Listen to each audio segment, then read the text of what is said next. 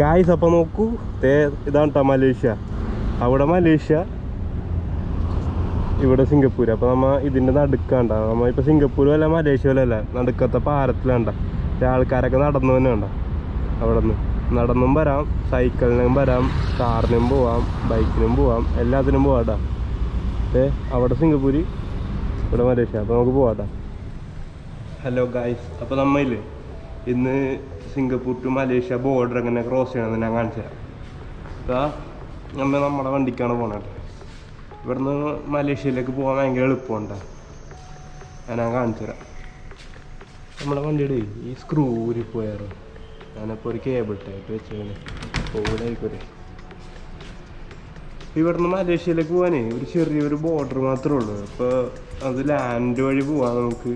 വെറുതെ സൈക്കിളിനും ബൈക്കിനും കാറിനും പിന്നെ നടന്നൊക്കെ പോവാട്ടാ. അപ്പോൾ ഞാനങ്ങനെ ബോർഡർ ക്രോസിനാണ് ഇന്ന് കാണിച്ചു തരാം. പിന്നെ നമ്മുടെ വണ്ടിക്ക് അവിടെ നിന്ന് പെട്രോൾ ഓടിക്കണം. അപ്പോൾ എല്ലാം കൂടെ ഒരുമിച്ച് നടക്കട്ടെ. അപ്പോൾ ശരി, അതേ നേരം സമയം കളയാണ്ട് നമുക്ക് മലേഷ്യയിലേക്ക് പോവാം. സിംഗപ്പൂരിൽ ചെറിയൊരു പാലം ഉണ്ടോ, വേറെ കാര്യങ്ങളൊന്നുമില്ല. പാസ്പോർട്ടൊക്കെ സ്കാൻ ചെയ്യാം.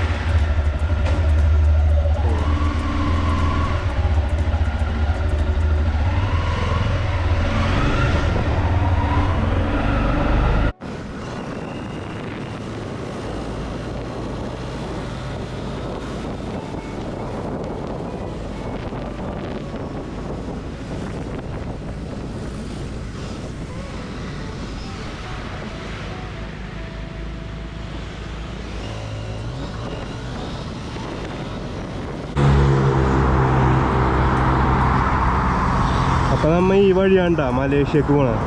അപ്പം ഇത് വുഡ്ലാൻഡ്സിലെ ചെക്ക് പോയിന്റ് ആണ്ടാ. 2 ചെക്ക് പോയിന്റ് ഉണ്ട്. ഒരെണ്ണം ടുവാസിലും ഉണ്ട്, ഒരെണ്ണം വുഡ്ലാൻഡ്സിലും ഉണ്ട്. നമ്മൾ ഇപ്പോൾ വുഡ്ലാൻഡ്സ് വഴിയാണ്ടാ പോകണം. കാണിച്ചു തരാട്ടാ.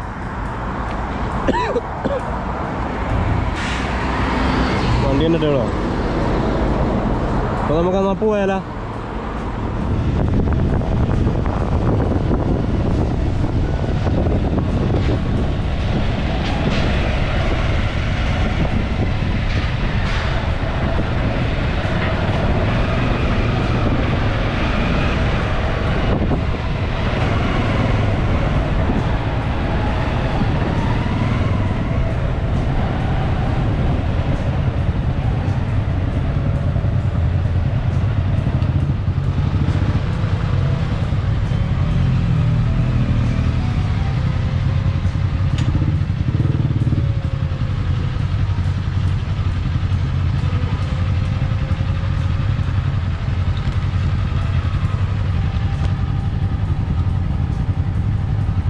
ഇതുണ്ടാവുമ്മ, ഇങ്ങനെ ഉണ്ടാവുമ്മ. പാസ്പോർട്ട് ഇവിടെ സ്കാൻ ചെയ്യാം. പാസ്പോർട്ട് സ്കാൻ ചെയ്തിട്ട് നമുക്ക് പോയി ഇവിടെ.